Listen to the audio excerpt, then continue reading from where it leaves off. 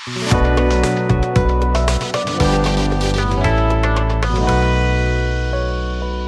स्वास्थ्यवर्धक है।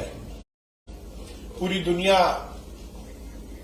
मिलेट्स को लेकर जागरूक हुई है। मिलेट्स ईयर दुनिया में हिंदुस्तान के आह्वान पर, प्रधानमंत्री जी के आह्वान पर मनाया जा रहा है। आज मध्य प्रदेश की मंत्रिपरिषद में माननीय मुख्यमंत्री जी के नेतृत्व में मध्य प्रदेश राज्य मिलेट मिशन की घोषणा की गई है। ये इस उद्देश्य के साथ स्थापित किया गया है कि हम मोटे अनाज के प्रचार प्रसार, उसके उत्पादन और उसके उपयोग, इन तीनों आयाम पर काम करेंगे। इस मिशन की अवधि 2023-2024 और 2024-2025 2 वर्ष के लिए रहेगी। इसमें किसानों को सहकारी और शासकीय संस्थानों द्वारा मोटे अनाज के बीज 80% सब्सिडी पर उपलब्ध कराए जाएंगे, जिसमें किसान ज्यादा से ज्यादा मोटे अनाज का उत्पादन करें।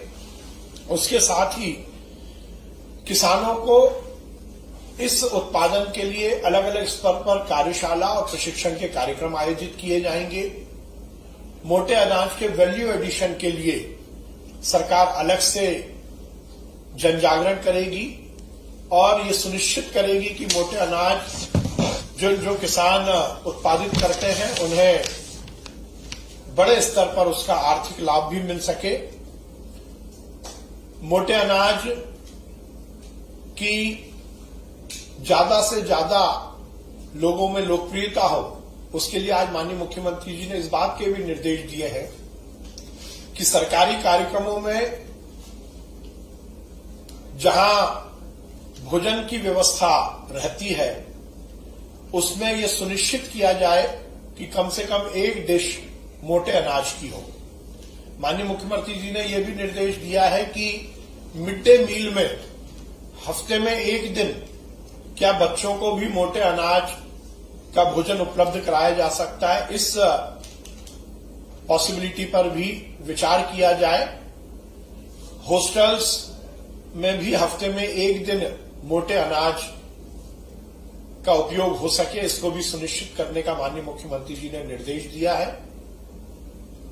मध्य प्रदेश में हम मोटे अनाज के उत्पादन और उसकी जागरूकता के लिए अगले 2 वर्षों में वृहद रूप से कार्य करेंगे और इस मिशन के लिए अलग से लगभग 2325 लाख रुपए का प्रावधान भी रखा गया है, जो कि किसानों को बीज उपलब्धता के लिए, जन जागरण के लिए, यदि कोई वैल्यू एडिशन इन मोटे अनाज का करता है तो उसके लिए भी आर्थिक मदद सरकार की ओर हो सके, इसके लिए आज इस मिशन की घोषणा की गई है और इसका अनुमोदन मंत्रिपरिषद में हुआ है। उसके साथ ही किसानों के हित में आज एक निर्णय और लिया गया है। गेहूं जो कि अनुसूचित कृषि उपज में इंगित है, उसके एक्सपोर्ट के लिए यदि किसान मंडी शुल्क देते हैं तो उसकी प्रतिपूर्ति का प्रावधान आज की मंत्रिपरिषद में निर्णय लिया गया है। उसके साथ ही विगत वर्ष ग्रीष्मकालिक मूंग, माननीय प्रधानमंत्री जी का जो सपना है कि किसानों की खेती फायदे में पहुंचे, माननीय मुख्यमंत्री जी का भी यही लक्ष्य है। मध्य प्रदेश इस बात को लेकर अग्रणी है कि हम तीसरी फसल के रूप में ग्रीष्मकालीन मूंग का बड़ा उत्पादन करते हैं और देश भर की ग्रीष्मकालीन मूंग की 40% उत्पादन मध्य प्रदेश में होता है। विगत वर्ष जो मध्य प्रदेश में ग्रीष्मकालीन मूंग का उत्पादन हुआ था, उसकी उपार्जन मार्कफेड द्वारा किया गया था, पर मार्कफेड से केवल 25% मूंग केंद्र सरकार द्वारा ली गई, बाकी 75% मूंग का विक्रय मार्कफेड द्वारा किया गया और उसमें किसानों के हित में, क्योंकि किसानों को अधिक लाभ मिल सके, उचित दाम मिल सके, इसलिए सरकार ने यह निश्चित किया था कि किसानों को ज्यादा से ज्यादा फायदा मिले। उस निर्णय के कारण मार्कफेड को जो आर्थिक हानि हुई है उसकी प्रतिपूर्ति सरकार द्वारा मार्कफेड को की गई है, जो किसानों के हित में एक सरकार का बड़ा निर्णय है। सुप्रीम कोर्ट ने विगत दिनों एक निर्णय दिया था कि ट्रांसजेंडर जो समुदाय है उसको भी पिछड़ा वर्ग में शामिल किया जाए। आज मंत्रिपरिषद ने यह निर्णय लिया है कि मध्य प्रदेश पिछड़ा वर्ग की सूची के क्रमांक 93 के उपरांत क्रमांक 94 में ट्रांसजेंडर को भी सम्मिलित किया जाए। उसके साथ ही हमारी सरकार लगातार सिंचाई की वृद्धि कर रही है और उसी का परिणाम है कि खेती के मामले में मध्य प्रदेश केवल आत्मनिर्भर ही नहीं हुआ है, बहुत सारी उपज में हमने हिंदुस्तान को लीड भी करना शुरू किया है। आज भी सिंचाई की बड़ी 2 योजनाओं की स्वीकृति मंत्रिपरिषद में हुई। उज्जैन जिले के महिदपुर विकासखंड के ग्राम डुंगरिया के समीप शिप्रा नदी पर यह प्रस्तावित है और इसमें लगभग 104 करोड़ रुपए की लागत से ये बनने वाला है। उसके साथ ही टिकटोली डिस्ट्रीब्यूटरी परियोजना के पुनरीक्षित प्रशासकीय स्वीकृति भी आज के मंत्रिपरिषद में दिया गया है।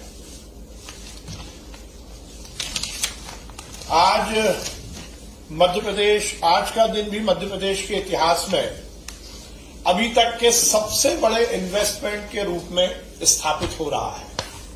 मुझे ये बताते हुए बहुत प्रसन्नता है कि आज मध्य प्रदेश की हमारी निवेश संवर्धन सब कमेटी जो कैबिनेट की है उसकी बैठक में माननीय मुख्यमंत्री जी की अध्यक्षता में ये निर्णय लिया गया है कि हम मैसर्स भारत पेट्रोलियम कॉर्पोरेशन को मध्य प्रदेश में अभी तक के सबसे बड़े इन्वेस्टमेंट के लिए बड़ी रियायतें देने का हमने निर्णय लिया है।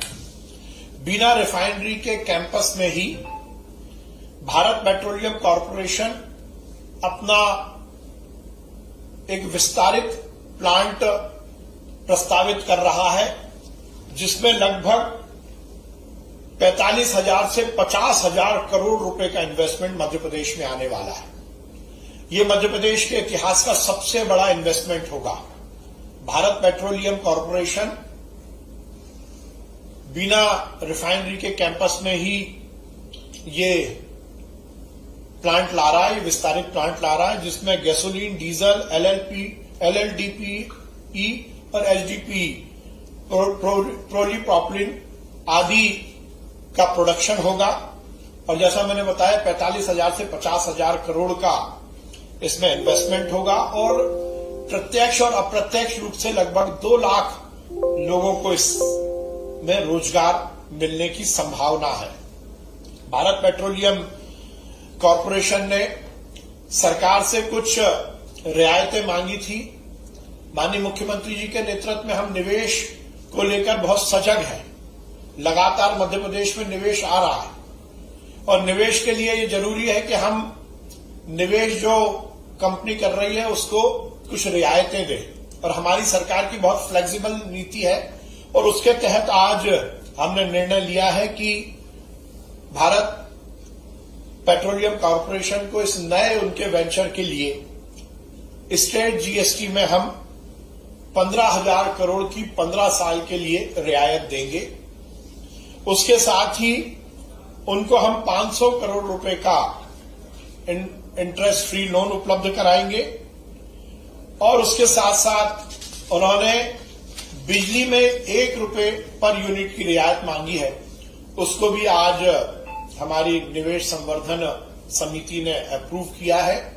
ये मध्य प्रदेश के लिए बहुत प्रसन्नता की बात है कि माननीय शिवराज सिंह चौहान जी के नेतृत्व में मध्य प्रदेश के इतिहास का सबसे बड़ा इन्वेस्टमेंट भारत पेट्रोलियम कॉर्पोरेशन के माध्यम से बिना रिफाइनरी में आ रहा है।